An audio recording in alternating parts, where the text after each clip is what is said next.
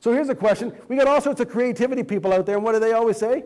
You gotta think outside of the box. I don't know about anybody else, but my wallet doesn't have money for outside of the box.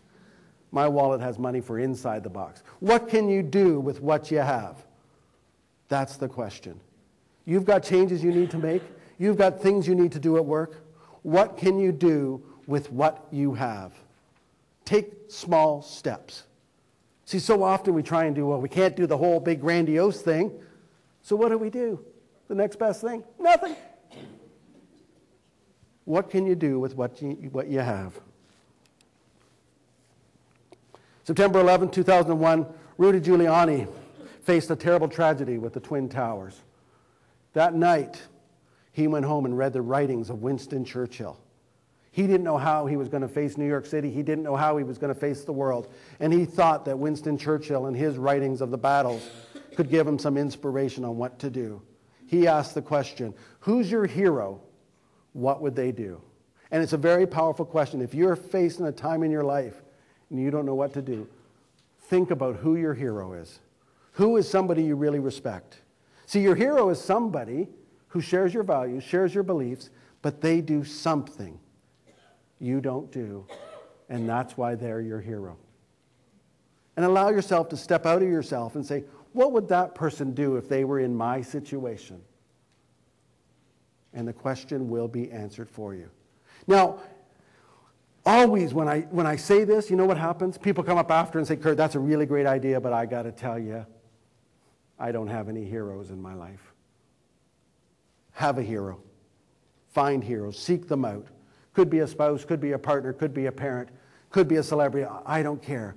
Find some people that inspire you, motivate you, move you, and allow them to be your hero. I'm available if you need. All right, have a hero. Ask what they would do. I don't know if you can read this license plate. The license plate says was his. This is a very powerful question, and I'm actually going to tone it down again for a second. All right, to ask, what if this was meant to be good news? I'm going to tell you back 1991, my brother was diagnosed with terminal cancer. Something you wouldn't want to face ever, right? He said to himself, how do I make this good news? See, he couldn't take it away. There's nothing he could do. So he had a choice. He could either start dying now, or he could start living. And he chose to start living. And he went out and did some incredible things. The thing that I would suspect he valued the most is he went around to every church, every opportunity, and he talked about the lesson he learned by facing this reality. And he'd go into churches and he'd say, folks, here's what I'm going to do. I'm going to spend 5 minutes telling you that I'm dying and I think it's good news. And then I'm going to spend the next 55 trying to dig myself out of the hole I just created. And he would talk about hugging my dad for the first time and doing some things.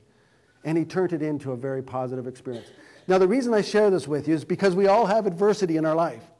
It's part of what we do. Take some time and say, so what happens? I had to make this good news. How could I make this good news? How can I turn it around so it's a positive?